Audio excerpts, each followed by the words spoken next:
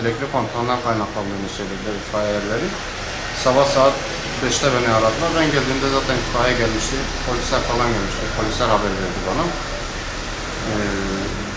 Yani diyecek bir şey yok yani, zaten hepsi bitmiş gördüğünüz. Zararınız ne kadar tahminen? 60-70 civarı falan. 60-70 bin lira civarında bir zararımız var. Yani şu anda göz önünde olan bu tahminlerimiz bu.